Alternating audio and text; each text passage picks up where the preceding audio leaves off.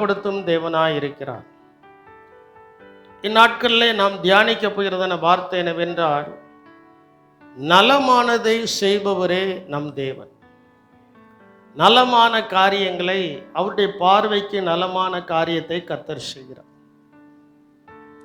அவருடைய பார்வைக்கு நலமான காரியத்தையே கர்த்தர் நமக்கு என்ன செய்கிறார். நலமானது என்கிறதான வார்த்தைக்கு 3 அர்த்தங்கள் கொடுக்கப்பட்டிருக்கிறது. 1 நல்லது செய்தல், 2 நன்மை செய்தல், 3 பயனுள்ளதை செய்தல். ஆங்கில வார்த்தை பெனிஃபிஷியல் ஆர் யூஸ்ஃபுல் என்று சொல்லப்பட்டிருக்கிறது.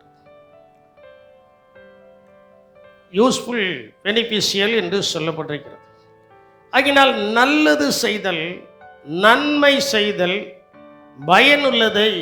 பயனுள்ள காரியங்கள், பிறருக்கு பயனுள்ள காரியத்தை நாம் என்ன செய்ய வேண்டும், அவங்களுக்கு அது பிரயோஜனப்படும் என்று நினைத்தால் அதை செய்ய வேண்டும். நம்முடைய தேவனாகிய கர்த்தர் அதைத்தான் செய்கிறார். நலமானதை செய்பவர். நலமானதை என்னுடைய வாழ்க்கையில நான் எடுத்துக்கொண்டால், கர்த்தர் எனக்கு நலமானதை நிறைய செய்திருக்கிறார். நீங்க அல்லேலூயா சொல்ல மாட்டீங்க. நலமானதை கர்த்தர் என் வாழ்க்கையில செய்திருக்கிறார் அப்படிங்கும்போது உங்க வாழ்க்கையிலையும் கர்த்தர் செய்திருக்கிறார். அல்லேலூயா.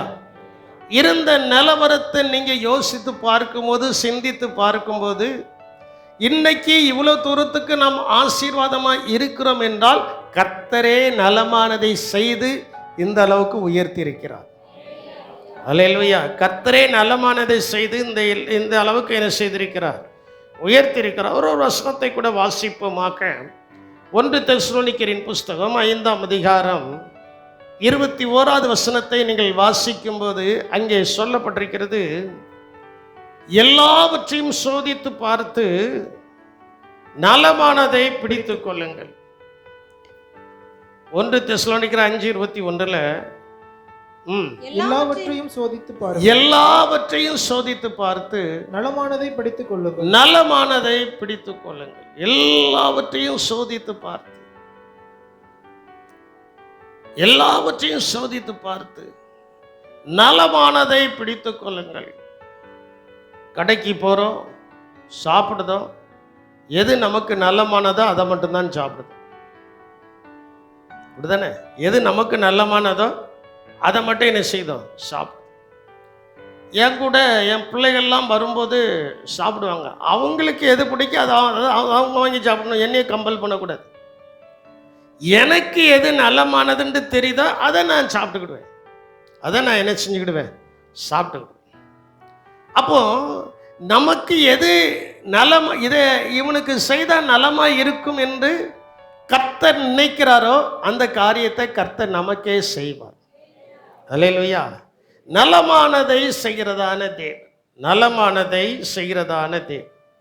எல்லாவற்றையும் சோதித்து பார்த்து, எல்லாவற்றையும் சோதித்து பார்த்து நலமானதை பிடித்து கொள்ளுங்கள்.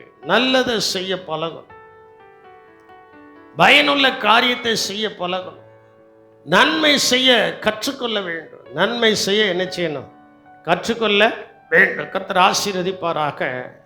நலமானதை கெடுப்பதே நம்முடைய நாவுதான்.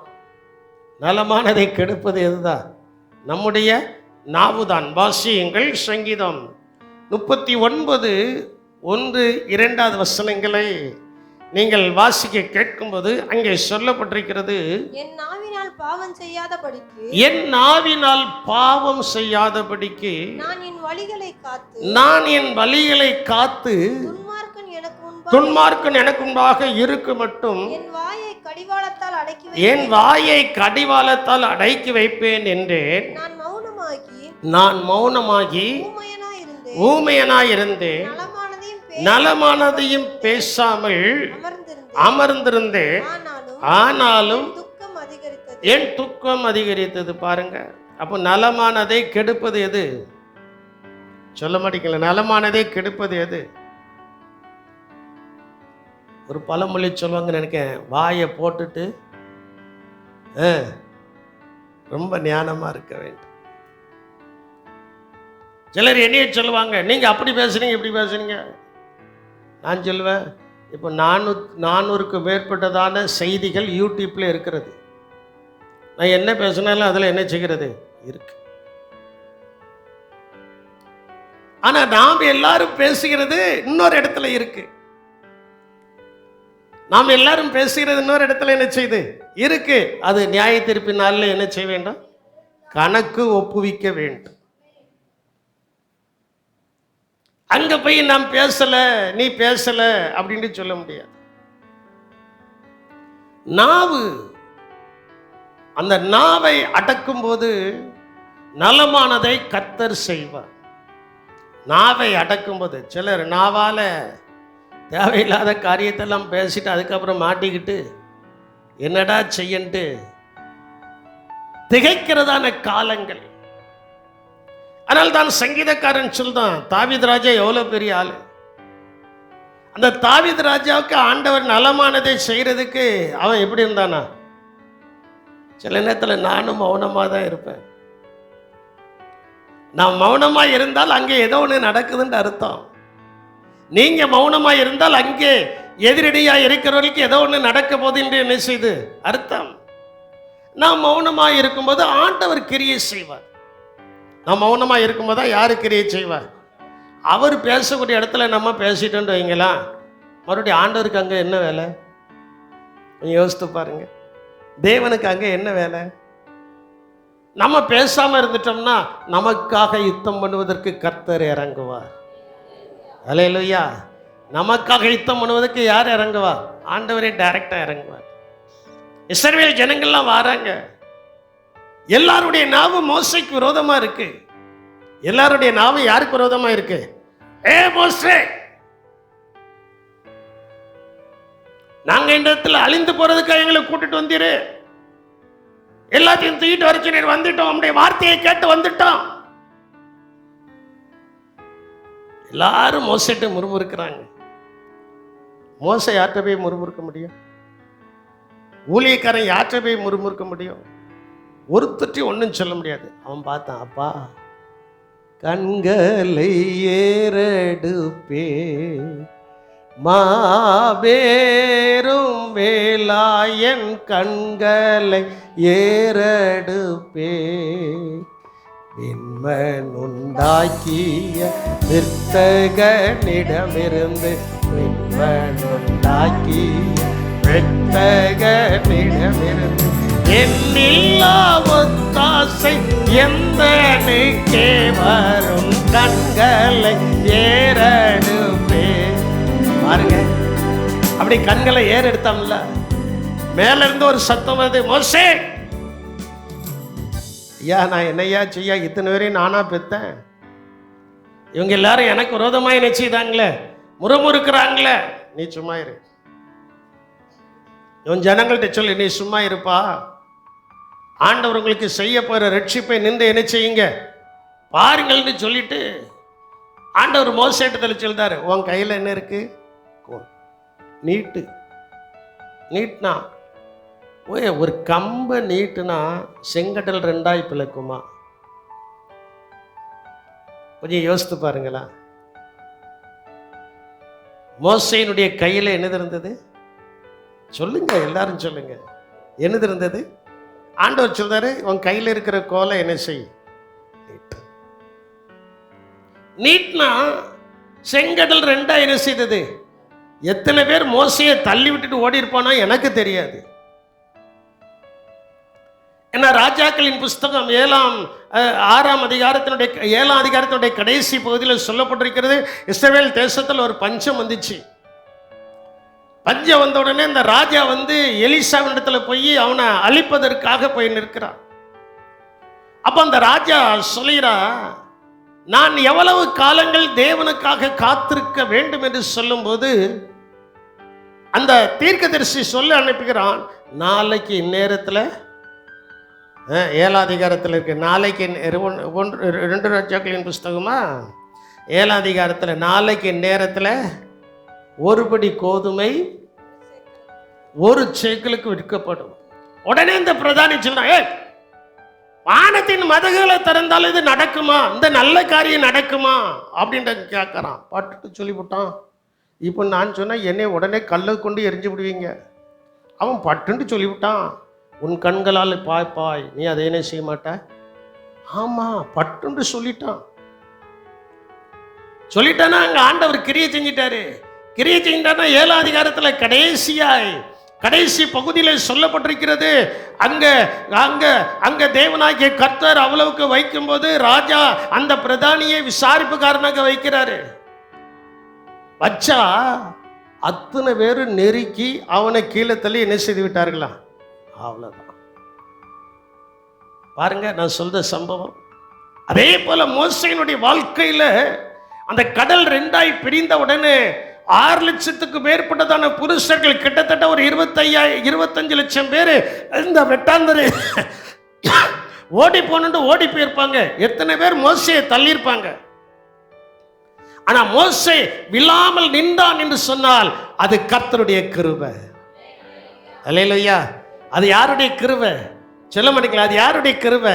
கர்த்தர் அத்தனை பேரை இடிச்சு தள்ளியிருப்பான். துண்டக்கானும் துணியை காணு ஓடி போயிருந்ததான ஜனங்கள் நிறைய பேர் என்ன செய்திருப்பார்கள், இருந்திருப்பார்கள். அந்த நலமானதை கர்த்தர் செய்யும் போது, இடுக்கண்கள் வரும்போது, நெருக்கங்கள் வரும்போது, யாருக்கு கர்த்தர் நலமானதை செய்கிறாரோ அவர்கள் கீழே விழாதபடி கர்த்தரின் கிருபை அவர்களை தூக்கி பிடிக்கும். அல்லேலூயா. கர்த்தரின் கிருபை அவர்களை என்ன செய்யும்? தூக்கி பிடிக்கும். ஆண்டவருடைய கிருபை உங்களை என்ன செய்யும்? தூக்கி பிடிக்கும். அப்போ நாவு நலமானதை கெடுப்பதே என்னதுதான்? நாவு தான். ரொம்ப ஜாக்கிரதையா இருக்கணும் நாவை குறித்து. யாக்கோபு 3ஆம் அதிகாரத்தில் சொல்லப்பட்டிருக்கிறது, நாவு ஒரு பொல்லாத ஆயுதம். ஒரு காட்டையே என்ன செஞ்சிடும்? ஆமா, கொளுத்து விடும். ஒரு குடும்பத்தையே கெடுத்து விடும். ஒரு தனிநபரையே கெடுத்து விடும். ஒரு சபையையே கெடுத்து விடும். ஒரு சமுதாயத்தை கெடுத்து விடும். ஒரு தேசத்தையே கெடுத்து விடும். ஒரு தேசத்தை என்ன செஞ்சிடும்? கெடுத்து விடும். நாவு அடக்கம் மிகவும் அவசியம். நாவு அடக்கம் மிகவும் அவசியம். நலமானதை கெடுப்பது நாவு. ஏலியின் குடும்பத்தை குறித்து கர்த்தர் சாமுவேலிடம் சொன்னதை, ஏலி சாமுவேலிடம் கோபப்படாமல் கர்த்தர் நலமானதையே செய்வாராக என்றார். ஏலியின் குடும்பத்தை குறித்து கர்த்தர் சாமுவேல் தீர்க்கதரிசனத்தில் சொல்றார். சில நேரங்களில் சில காரியங்களை கர்த்தர் எங்களுக்கு வெளிப்படுத்துவார். நாங்கள் சொல்ல முடியல, எங்களால் சொல்ல முடியல. ஆண்டவரே, இதை வேறு யார் மூலமாய் சொல்லும். சில நேரங்களில் உங்கள்கிட்ட சொல்லக்கூடிய காரியத்தை ஆண்டவர் செய்தியிலேயே போட்டு கொடுத்துருக்கிறார். ஏன்னா நேரில் கூப்பிட்டு சொல்லுவதற்குரியதான மனசு இல்லை. ஆனால் இங்க சாமுவேல் சின்ன பையன். இந்த சின்ன பையன் சாமுவேலை கர்த்தர் எழுப்பி ஏலியின் குடும்பத்தை குறித்து சொல்றார். யாருடைய குடும்பத்தை குறித்து? ஏலியின் குடும்பத்தை குறித்து அங்கே சொல்கிறதான சம்பவம் 3ஆம் அதிகாரம் 15வது வசனத்தை எடுத்து வைத்து கொள்ளுங்கள். அங்கே சொல்றாரு. சொன்ன உடனே ஏலி காலையில் எழும்பின உடனே சாமுவேலை கூப்பிட்டு, சாமுவேலே இங்க வா, கர்த்தர் வாண்ட என்னப்பா சொன்னாரு? அவனுக்கு விவரம் தெரியாது, அதனால சொல்லிட்டான். சின்ன பையன்ல விவரம் தெரியாது, சொல்லிட்டான். என்ன? உங்கள் குடும்பத்தை பற்றி தான் கர்த்தர் சொன்னார். யாரை குறித்து தான் சொன்னார்? உங்கள் குடும்பத்தை குறித்து தான் கர்த்தர் சொன்னார். இன்னைக்கு நம்ம யாராவது உங்கள் குடும்பத்தை குறித்து கர்த்தர் சொன்னார்ன்னு சொல்லியாச்சுன்னா வெளியில் வரம்னோட்டி நம்ம அவ்வளோதான். கர்த்தருக்கு தோத்திரம். ஆனால் சாமுவேல் அவ்வளோ தைரியமாக சொல்லிட்டான். ஏலியும் கோபப்படலை, சாமுவேல் மேலே கோபப்படலை. அவனுக்கு நன்றாய் தெரிந்து விட்டது, நம்முடைய ஸ்தானத்தில் கர்த்தர் சாமுவேலை அபிஷேகித்து அந்த சாமுவேல் மூலமாய் கர்த்தர் ஒரு பெரிய காரியத்தை செய்ய போகிறார். அல்லேலூயா. அதனால தான் அடிக்கடி சொல்வேன், என்னுடைய வாழ்க்கையிலலாம் என்னுடைய ஆவிக்குரிய தகப்பனார் சில நேரத்தில் நம்மளுக்கு கடுமையாக பேசும்போதெல்லாம் நம்ம அவர் மேலே கோபப்பட முடியாது. அவர் மேலே கோபப்பட முடியாது. ஏன் கோபப்பட முடியாதுன்னா, அவரை கொண்டு தான் என்னை சரி செய்ய கர்த்தர் வைத்திருக்கிறார். அல்லேலூயா. இன்னைக்கு நீங்கள் ஏன் மேலே கோபப்படக்கூடாது? என்னை கொண்டு தான் கர்த்தர் உங்களை சரி செய்ய என்ன செய்திருக்கிறாரு? என்ன சொன்னாலும் கேட்டுட்டு தோத்திரம் பாஸ்டர், லெலியா பாஸ்டர்னு வரணும். அப்பந்தான் நீங்கள் சரியாகுதுன்னு அர்த்தம். வீஞ்சிக்கிட்டு கோபத்தை தூக்கிக்கிட்டு முகத்தை தூக்கிட்டு போயிட்டீங்கன்னா, நான் ஒரு நாள் இவன்ட்டு சொன்னேன், இப்போ சமீபத்தில், இனி உனக்கு ஆலோசனையே கிடையாது போன்ட்டேன். ஏன்ட்ட கேட்காம வண்டியை தூக்கிட்டு கோயில் போய் தூத்துக்குடிக்கு போயிட்டான். ஆமா, என்ன பாஸ்டர் நீங்க நினைக்கல, அவன் வண்டி அவன் தூக்கிட்டு போற, உங்களுக்கு என்ன அப்படி நீங்க, நான் சொல்லியிருக்கிறேன் நீ வண்டியில போக கூடாது. தூக்கிட்டு போயிட்டான். இனி உனக்கு ஒரு ஆலோசனை அதுக்கு போ அப்படின்ட்டு போன்ட்டேன். அவன் அதுக்கு அடுத்தாப்புல என்கிட்ட பேச முடியாது. பேசுனா இவர் என்னத்தையா வம்ப பேசி விடுவாருன்ட்டு அடுத்தாப்புல எங்கே போய் பேசணுமோ அங்கே போய் உட்காந்து பேசிக்கிட்டு இருக்கேன். அம்மாட்ட போய், பாஸ்டர் அம்மாட்ட போய், எத்த மாமா இனி என்கிட்ட பேசாத, இனி என்கிட்ட உனக்கு ஆலோசனை கிடையாதுன்னு சொல்லிட்டு அங்கே உட்காந்து அழுதுகிட்டு இருக்கான். அங்கேருந்து இங்கே இடி வருது, அங்கேருந்து இங்கே என்னது வருது, இடி வருது. எதுக்காக சொல்றேன்னா, சில நேரத்தில் அப்படி தான் சிலரை உருவாக்க வேண்டும் என்றால் அந்த நேரத்தில் உருவாக்கித்தான் என்ன செய்ய வேண்டும், ஆக வேண்டும். அதனால இப்போ வண்டி எங்கே கொண்டு வந்து விட்டுட்டு போயிடுவான். நாங்கள் கொண்டு வந்து விட சொல்ல, அவனே கொண்டு வந்து, ஏன்னா வீட்டில் வச்சுருந்தா இந்த தாயின் தகப்பன்னு அவனை கெடுத்துருவாங்களா, அதனால இங்கேயே கொண்டு வந்து விட்டுட்டு போயிடுவான். விட்டுட்டு, ஏன்னா எதுக்காக வண்டியில் போகக்கூடாதுன்னு சொல்லியிருக்கோம்னா, இன்னைக்கு இருக்கிற ஜனங்கள் அவ்வளோ பாதுகாப்பாக டிராவல் என்ன செய்ய முடியல, பண்ண முடியல. ரெண்டாவது அவங்க கூட இருக்கிறதால எங்கர்ஸ், இவன் வண்டியை கொண்டு போயிட்டோம்னா இவன் வண்டியில் தான் எல்லாவனும் போவான். பெட்ரோல் யார் போடுறது, வண்டிக்கு செலவழிக்கிறது யாரு, எல்லாத்தையும் நான் யோசித்து பார்த்தேன்னு செய்வேன். சரி இருக்கட்டும். சாமுவேல் மேலே ஏலிக்கு கொஞ்சம் கூட கோபம் வரல. 3ஆம் அதிகாரம் 15வது வசனத்தை வாசிங்க. அதில் அவர் என்ன சொல்றான்னு பாருங்களேன். எனக்கு ரொம்ப பிடித்தமான வார்த்தை. அப்பொழுது சாமுவேல் ஒன்றையும் மறைக்காமல் அந்த காரியங்களை எல்லாம் அவனுக்கு அறிவித்தான். அதற்கு அவன் சொல்றான் பாருங்க. அவன்னா யாரு, ஏலி. ஏலி சொல்றான் பாருங்க, அவர் கர்த்தர், அவர் தமது பார்வைக்கு நலமானதை.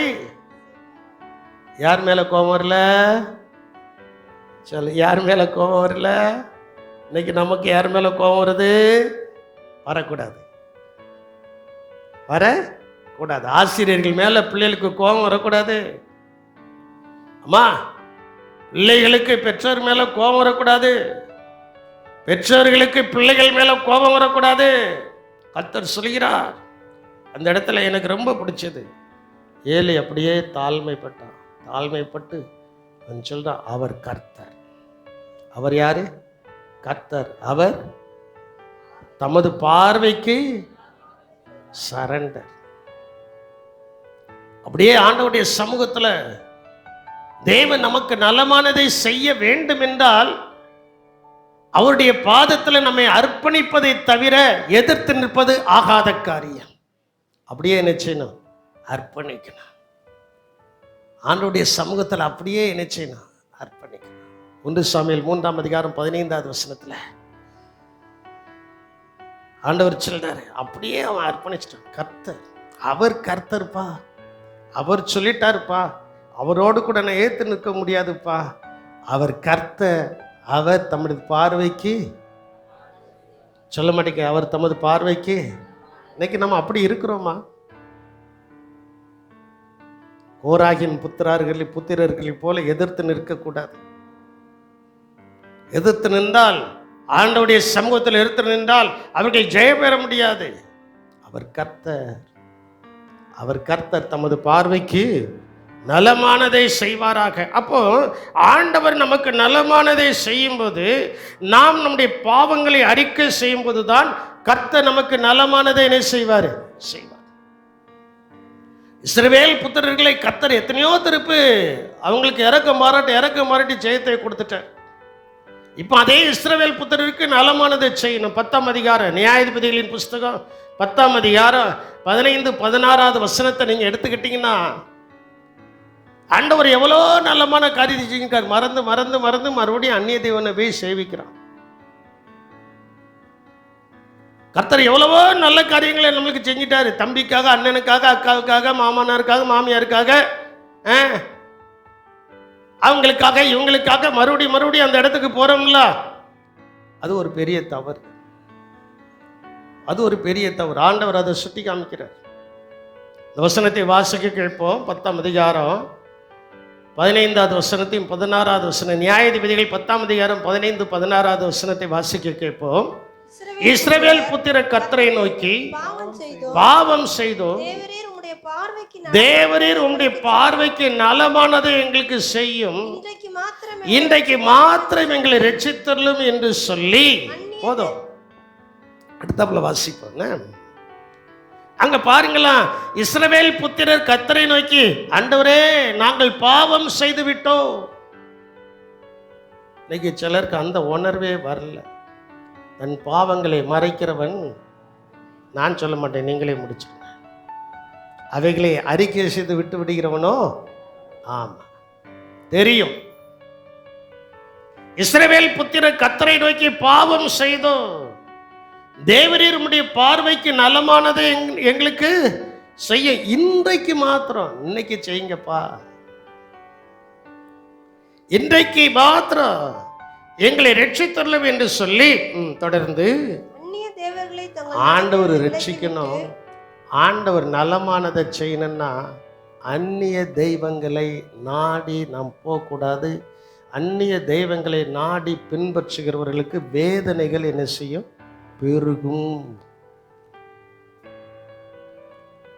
வேதனைகள் என்ன செய்யும்? பெருகும். நாமளாம் ரட்சிக்கப்பட்ட நாள்லேருந்து இந்நாள் வரைக்கும் அங்கே போனதே கிடையாது.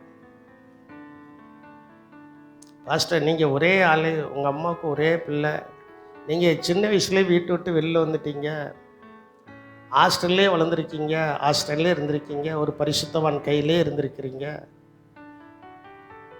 எங்கள் அம்மா கூட பிறந்தவங்க இருக்காங்களா? அவங்க எல்லாம் இந்துவாக தானே இருந்தாங்க. அவங்க பிள்ளைகளுடைய கல்யாண காரியங்கள்லாம் வரும்போது என்னை தான் கூப்பிட்டு முறைகள் செய்யணுன்னாங்க. மாட்டேன்ட்டேன்.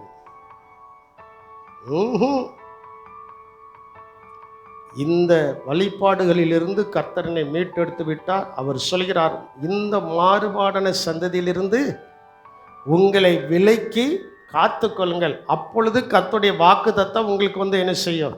நிறைவேறும்.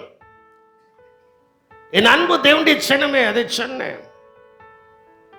இப்பவும் நான் உங்களுக்கு சொல்றேன், கர்த்தர் உங்களுக்கு நலமானதை செய்ய வேண்டும் என்றால் அந்நிய தேவர்களை தங்கள் நடுவில் இருந்து விலக்கி விட்டு கர்த்தருக்கு ஆராதனை செய்தார்கள். அப்பொழுது அவர் இஸ்ரவேலின் வருத்தத்தை பார்த்து, ஆமா, நமக்கு ஆண்டவர் மனது இருக்கணும்னா இயேசுநாதரை தவிர வேற எதையாவது முதல் ஸ்தானத்தில் வச்சிருந்தா அதுதான் விக்கிரகம். அதுதான் என்னது? விக்கிரகம். இயேசுநாதரை தவிர வேற எதையாவது, வேற யாரையாவது முக்கியத்துவமாய் தூக்கி வச்சிருந்தா அந்த விக்கிரகத்தை நீங்க தூரத்துக்கு போட்டாச்சுன்னா ஆண்டவர் மனது இறங்குவார், உங்களுக்கு நலமான காரியத்தை கர்த்தர் செய்வார். அல்லேலூயா.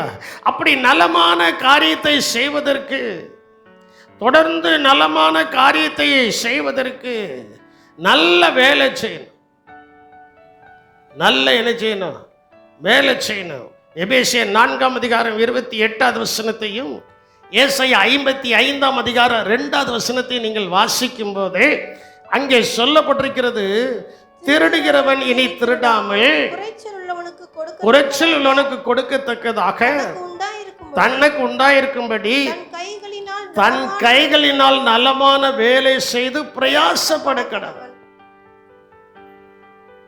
நலமான வேலைகளை செய்து என்ன செய்யணும்? பிரயாசப்படணும். ஏன்னா நம்முடைய ஆத்துமா செழிப்பாய் இருப்பதற்கு, நம்முடைய ஆத்துமா செழிப்பான பதார்த்தங்களினால் இருப்பதற்கு, அந்த நலமானதை சாப்பிடுவதற்கு ஆண்டவருக்கு செவி கொடுத்து ஆண்டவருடைய சித்தத்தை அறிந்து செயல்பட்டால் ஆண்டவர் நலமானதை செய்வார். அல்லேலூயா. ஏசாயா 55ஆம் அதிகாரம் 2வது வசனத்தை வாசிக்கும் போது அங்கே அதைத்தான் சொல்லப்பட்டிருக்கிறது.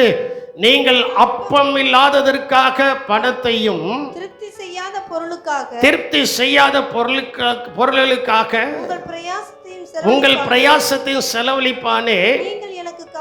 நீங்கள் எனக்கு கவனமாய் செவி கொடுத்து. யாருக்கு? யாருக்கு? எல்லாரும் சொல்ல மாட்டீங்களா? யாருக்கு? கர்த்தருக்கு கவனமாய் செவி கொடுக்கும் போது, ஆண்டவருக்கு கவனமாய் செவி கொடுக்கும் போது என்ன நடக்கிறதா? நலமானதை சாப்பிடுங்கள், அப்பொழுது உங்களுடைய ஆத்துமா கொழுப்பான பதார்த்தங்களினால் மகிழ்ச்சி ஆகும். வீட்டில் மகிழ்ச்சி வரும். நல்ல வெறும் கஞ்சி தண்ணியும் குடித்தாலுமே அதில் ஒரு மகிழ்ச்சி வரும். அந்த மகிழ்ச்சி தான் உங்களுடைய பலனாக இருக்கிறது. அந்த மகிழ்ச்சி தான் உங்களுடைய பலனாக என்ன செய்கிறது? இருக்கிறது. ஆகையினால் என் அன்பு தேவனுடைய சின்னமே, என் அன்பு தேவனுடைய பிள்ளைகளை நீங்கள் நன்றாய் சிந்திக்க வேண்டும். ஆண்டவர் நமக்கு நலமானதை செய்வதற்கு நமக்கு ஒரு பிரயாசம் வேண்டும். இல்லை நான் பிரயாசப்பட மாட்டேன், சும்மாவே உட்கார்ந்துருப்பேன் அப்படின்னா எங்கிருந்து நலமானதை கர்த்தர் செய்வார்? மோசே எத்தனையோ அவமானங்களை சுமந்தான், எத்தனையோ நிந்தைகளை சுமந்தான், எத்தனையோ கோபங்களை சுமந்தான், எத்தனையோ எரிச்சல்களை சுமந்தான். எல்லாத்தையும் யெகோவா தேவனுடைய நாமத்தினால சுமந்தபடியினால கர்த்தர் அவனை மேன்மைப்படுத்தினார். அல்லேலூயா. ஆண்டவர் நம்மளை மேன்மைப்படுத்தணும், நமக்கு நலமானதை செய்யணும்னா சுமக்கக்கூடியதை சுமந்தே தான் என்ன செய்யணும். ஆக அதை நம்மளை தள்ள முடியாத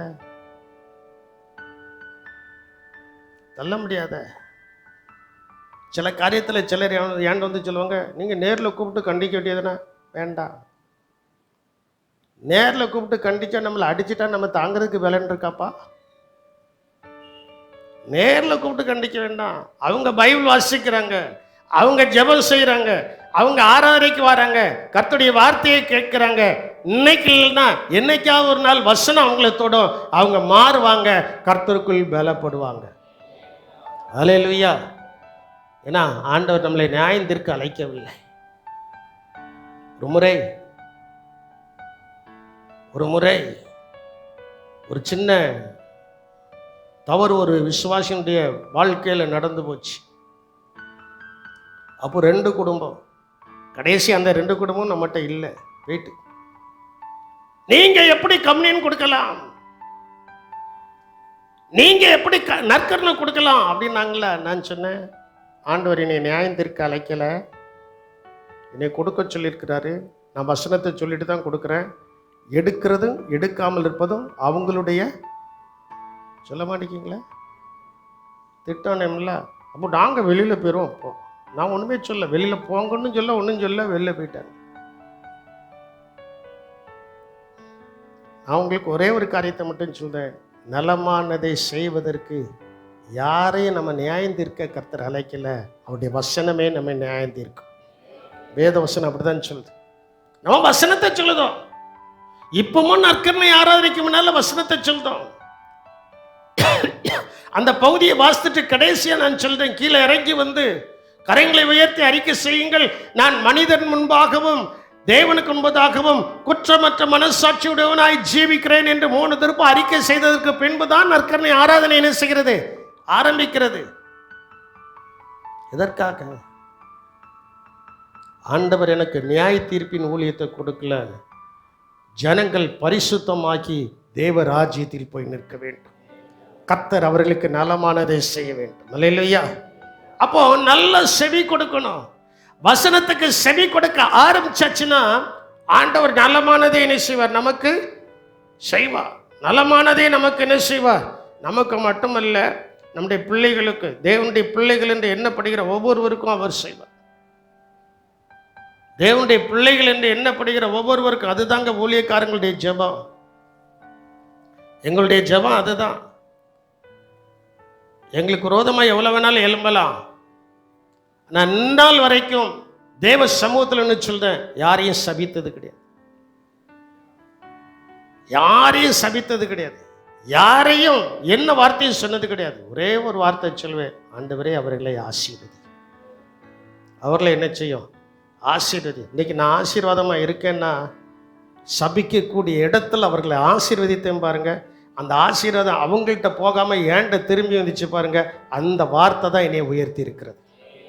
அதே போல நீங்க உயர்த்தப்படணுமா, உங்களுக்கு விரோதமாக இருக்கதான் செய்வாங்க, அவங்கள ஆசீர்வதிங்க. அவங்கள என்ன செய்யுங்க, ஆசீர்வதிங்க. அவங்கள ஆசீர்வதிச்சுட்டே இருக்கணும்.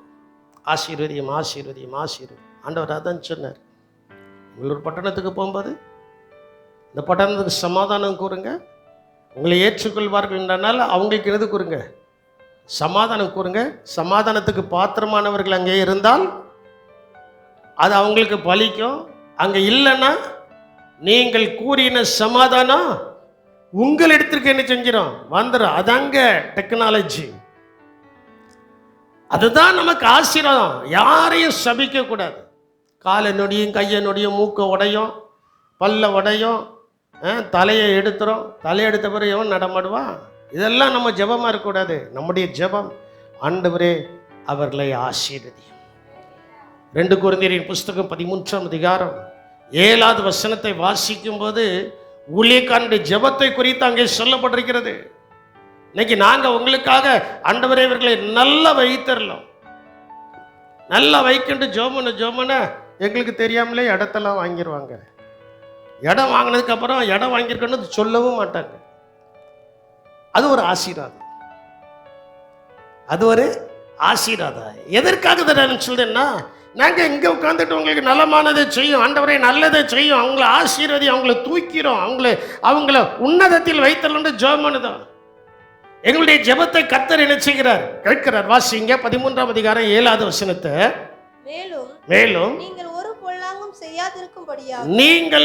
பொல்லாங்கும் செய்யாதிருக்கும்படியாக தேவனை நோக்கி விண்ணப்பம் பண்ணுங்க. பாருங்க, ஊழியக்கார விசுவாசிகளுக்கு ஜெபம்ன்றதான ஜெபம், ஆண்டவரே நீர் எங்களுடைய கரங்களில் கொடுத்ததான விசுவாச பிள்ளைகள் யாருக்கும் எந்த பொல்லாங்கும் என்ன செய்யக்கூடாது. வாயே திறக்கலையே அப்படின்னு பொல்லாங்கு நிறைய பேர் செய்தீங்களோ? எங்க ஜெபம் அதான். அங்க என்ன சொல்லப்பட்டிருக்கிறது, நீங்கள் ஒரு பொல்லாங்கும் செய்யாதிருக்கும்படி தேவனை நோக்கி விண்ணப்பம் பண்ணுகிறேன். நாங்கள் பரீட்சைக்கு நின்றவர்கள் என்று காணப்படும் பொருட்டல்ல, நாங்க எல்லாத்திலையும் யோக்கியமானவர்கள் என்று காணப்படும் பொருட்டல்ல. ஊழியக்காரர்களாகிய நாங்கள் எல்லாவற்றிலும் நல்லவர்கள் என்று காணப்படும் பொருட்டல்ல. பரீட்சைக்கு இல்லாதவர்கள் என்று என்ன அந்த காரியத்துக்கு நான் சொல்றேன். நாங்கள் நல்லவர்கள் என்று அல்ல, யோக்கியமானவர்கள் என்று அல்ல. கர்த்தர் எங்களுக்கு கொடுத்த அழைப்பில் நின்று கர்த்தர் எங்களுக்கு கொடுத்த விசுவாச பிள்ளைகளுக்காக நாங்கள் ஜெபிக்கிறோம். விசுவாச பிள்ளைகளுக்காக என்ன செய்கிறோம், ஜெபிக்கிறோம். அப்படி ஜெபிக்கும் போது அங்கே சொல்லப்பட்டிருக்கிறது, நாங்கள் பரீட்சைக்கு இல்லாதவர்கள் போல் இருந்தாலும் நீங்க நலமானதை செய்யும் பொருட்டே உங்களுக்காக விண்ணப்பம் பண்ணுகிறோம். ஒவ்வொரு தெருக்களில் இருக்கிறதான பிள்ளைகளுக்காக நாங்கள் விண்ணப்பம் பண்ணுறோம். கடந்த நாட்களில் யார்கிட்டயோ பேசிட்டு இருக்கும்போது சொன்னேன்,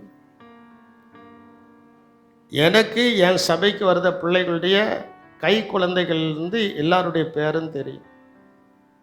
1000 2000 கொடுத்தாங்களா, அவங்ககிட்ட போய் நீங்கள் பேரை கேளுங்க, தலையை சொறிவாங்க. உங்களுக்காக எப்படி ஜெபம் பண்ணுவாங்க யோசித்து பாருங்க. நாமலாம் கேட்கறது 500 பேருக்கு மேலே வேண்டாம். ஏன்னா 500 பேருடைய இதைத்தான் நம்ம பேரை மனசில் என்ன செய்ய முடியும், வச்சு அவங்களுக்காக என்ன செய்ய முடியும், ஜெபம் பண்ண முடியும், ஜெபிக்க முடியும். 1000 2000 வந்திருக்காங்களா, அவங்க சபையில் நீங்கள் போய் பாருங்க, அந்த போதகருக்கு அவங்களுடைய பேர் தெரிய மாட்டேங்குது. ஆனால் அவங்க சொல்றாங்க, நாங்கள் உங்களுக்காக என்ன செய்கிறோம். யாரையும் தப்பா சொல்லலை, தயவு செய்து நீ மன்னிச்சுக்கிடுங்க. உங்களுக்காக உங்களுடைய போதகர் ஜெபிக்கிறது போல உலகத்தில் வேற யாரும் ஜெபிக்க முடியாது. இல்லையா? அவங்க தான் கரெக்டாக ஜெபம் பண்ணுவாங்க. பிள்ளைகளுடைய ஆடுகளின் நிலைமைகளை அறிந்து அவர்களுக்காக ஜெபிக்கக்கூடியவர்கள் தான் இங்கே சொல்லப்பட்டிருக்கிறது. நீங்கள் நலமானதை செய்யும் பொருட்டு விண்ணப்பம் என்ன செய்கிறோம்? பண்ணுகிறோம். அப்படி நலமானதை செய்யும்போது தேவன் நமக்கு நலமான சுகத்தை கொடுக்கிறார். நலமான சுகத்தை என்ன செய்கிறார்? கொடுக்கிறார். எசேக்கியா ராஜா தேவனிடத்தில் கேட்குறான், ஆண்டவரே, நான் இவ்வளோ நாள் நலமானதை தானே செஞ்சேன், என்னை பாதி வயசில் எடுத்துக்கொள்ள போறீர, என் வியாதியிலேருந்து எனக்கு விடுதலை தர மாட்டீரான்னு கேட்கும்போது ஏசாயா முதல்ல வந்து சொல்லிட்டு போகிறான், உன் வீட்டு காரியத்தை ஒழுங்குபடுத்தும் நீர் எடுத்துக்கொள்ள படுகிறீர். இவன் சோர்புறமாக திரும்பிக்கிட்டு அழுதுகிட்டு, ஆண்டவரே, நான் உமக்கு உண்பதாக நலமானதை செய்தேன்ட்டு என்ன செஞ்சிடலாம் நினைத்தரலுன்ட்டு ஜோம் பண்ணுதான். ஜோம் பண்ணும் போது கர்த்தருடைய வேண்டுதலை என்ன செய்கிறார்? கேட்கிறார். ஏசாயா 38ஆம் அதிகாரம் 3ஆம் வசனம் முதல் 5ஆம் வசனம் வரைக்கும் நீங்கள் வாசிக்க கேளுங்கள். ஆ கர்த்தாவே, நான் உமக்கு முன்பாக உண்மையும் மனவுத்துவமாய் நடந்து உமது பார்வைக்கு நலமானதை செய்தேன் என்பதை நினைத்தருளும் என்று விண்ணப்பம் பண்ணினா. ஆமா, ஆண்டவரே, என் பிள்ளைக்கு நான் கல்யாண காரியம்லாம் வைக்கலையே, என் பிள்ளைகளுக்கு நான் ஒன்றும் செய்யலையே. ஒருவேளை ராஜா அப்படி நினைச்சு என்ன செஞ்சிருக்கலாம்? அழுதுருக்கலாம். என்னை ஏன் எடுத்துக்கொள்ள போறீர் அப்படின்னு நினைச்சு அவன் அழுதுருக்கலாம். ஏசாயா சொல்லிட்டு போயிட்டாரு. சொல்லிட்டு முத்தத்தை தாண்டல. இவன் அழுத உடனே இவன் அழுகையின் சத்தத்தை கேட்டு, ஆண்டவரே, நான் முன்பதாக எதுவும் தீமை செய்யலப்பா, அப்படி தீமை செஞ்சாலும் என்னை மன்னிச்சு நான் செய்த நலமானதை கொஞ்சம் என்ன செய்தரலாம், நினைத்தரலாம் அப்படின்னு அவன் விண்ணப்பம் பண்ண பாருங்க. ஆண்டவர் அந்த சத்தத்தை கேட்டு ஏசாயா தீர்க்கதரிசி வீட்டை விட்டு வெளியில் நான் உங்கள் வீட்டுக்கு வந்தால் நீ வீட்டை விட்டு வெளியில் விரட்டிருந்தீங்களா? ஆனால் ஏசாயா எசேக்கியேல் ராஜா அதை என்ன செய்யலை. முழங்கால் அவன் சுவர் பரமாக திரும்பிட்டு, ஆண்டவரே, நான் என்ன தப்பு பண்ணாலும் என்னை மன்னிச்சிடும், நான் அவனுக்கு முன்பதாக நலமானதை செய்தேன்ட்டு என்னை செஞ்சிடலாம், என்னை நினைத்தரல்னு ஜெபம் நம்ம பாருங்க. ஏசாயா வீட்டு வாசலை விட்டு வெளியில் போகல, முத்தத்தை விட்டு வெளியில் போகல. மறுபடியும் அவனுக்கு கர்த்தருடைய சத்தம் உண்டாகி, அப்பொழுது ஏசாயாவுக்கு உண்டான கர்த்தருடைய வார்த்தையாவது, நீ போய் எசேக்கியாவை நோக்கி உன் தகப்பனாகிய தாவீதின் தேவனாகிய கர்த்தர் சொல்கிறதாவது, உன் விண்ணப்பத்தை கேட்டேன். எப்போ கேட்டாரு? நலமானதை. நீங்க எங்க இல்லைல்ல. நல்ல வேளை பழைய ஏற்பாட்டு காலத்தில் இருந்தா ஆளுக்கு ஒரு கல்லை கொண்டு வந்திருப்பீங்க. எப்பவும் விண்ணப்பத்தை கேட்டாரு? நலமானதை செய்தேன் என்று அவன் நினைத்து விண்ணப்பம் பண்ணின போது ஏசாயாவுக்கு கர்த்தருடைய வார்த்தை உண்டாகுது. இதே பகுதி 2 ராஜாக்களின் புஸ்தகத்தில் இருக்கு, நாளாகமத்தின் புஸ்தகத்தில். அதில் இன்னும் கொஞ்சம் தெளிவாய் சொல்லப்பட்டிருக்கு. அவன் வீட்டு வாசலிருந்து வெளியில் போகணுட்டியே ஆண்டவர் கூப்பிட்டார், ஏசாயா அங்கே வா. நீ என்ன போற? என் பிள்ளை அழுதுட்டான், என் பிள்ளை என்கிட்ட மன்னிப்பு கேட்டான், என் பிள்ளை நலமானதை செய்தேன்ட்டு சொல்லிட்டான், இங்கே வா, நீ போகாத, இங்கே வா கூப்பிட்டாரு. இவன் மறுபடி போகிறான். எங்கள் வேலையே அதுதான். ஆண்டவர் சில நேரத்தில் சிலதை சொல்லிட்டு மறுபடி கூப்பிட்டு அங்கே வேறொரு வார்த்தையை என்ன செய்வார்? சொல்ல வைக்கிறார். வாசிங்க.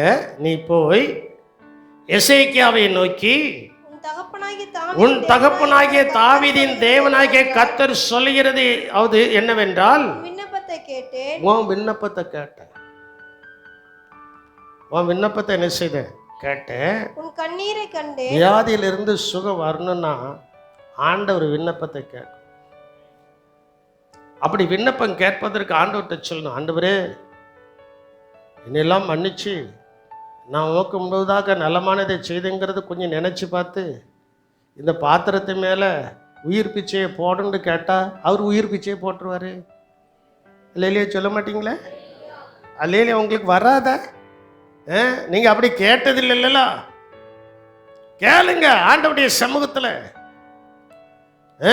நான் உன் விண்ணப்பத்தை என்ன செய்தேன்?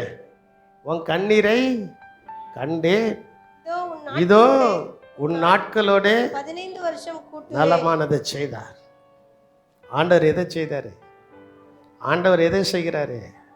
நலமானது நம்முடைய ஆயுசு நாட்கள் பெருக பண்ணுகிறார். அப்ப அவர் நமக்கு நலமானதை செய்யணும். அப்படி என்றால் முதலாவது நாவு அடக்க நமக்கு அவசியம். இரண்டாவது மாம்சிய குணங்கள் மாற வேண்டும். மூன்றாவது கர்த்தரை இறுக பிடித்துக்கிடணும். எஸ்ஐகே ராஜா கர்த்தரை என்ன செஞ்சான்? பிடிச்சுக்கிட்டான். பிடித்து அவன் ஜெபித்ததுனால ஆண்டவர் எந்த ஊழியக்காரனை அவனுக்கென்று கர்த்தர் கொடுத்திருந்தாரோ அந்த ஊழியக்காரன் மூலமாகவே கர்த்தருங்க அற்புதத்தை என்ன செய்தாரு? செய்கிறார். முழங்கால் படிடுவோமா? ஆண்டவருடைய சமூகத்தில் நம்முடைய வாழ்க்கையில் ஒரு அற்புதம் நடக்கணும், ஒரு அதிசயம் நடக்கணும், ஒரு நிறைவேறுதல் நடக்கணும், ஒரு சமாதானம் உண்டாகணும், ஒரு மகிழ்ச்சி உண்டாகணும், ஒரு கம்பீரம் உண்டாகணும். நான் கடந்து வந்த பாதைகளை நினைக்கும் போது அது கரடு முரடாக இருந்தாலும் நலமானதை செய்யும் தேவன் என்னை தூக்கி அவருடைய தோளின் மேல் தாங்கி அவருடைய அன்பை விளங்க பண்ணினார். இதுக்கு ஈடாக நான் எதையும் செலுத்த முடியாது, இதற்கு ஈடாக நான் எதையும் செலுத்த முடியாது என்று சொல்கிறவர்கள் 2 கரங்களையும் உயர்த்தி கர்த்தரை ஸ்தோத்திரியுங்கள். எங்கள் கிருபையும் இரக்கம் நிறைந்த எங்கள் அன்பின் இரட்சகரே, நாங்கள் உம்மை துதிக்கிறோம், உம்மை ஸ்தோத்திரிக்கிறோம் கர்த்தாவே.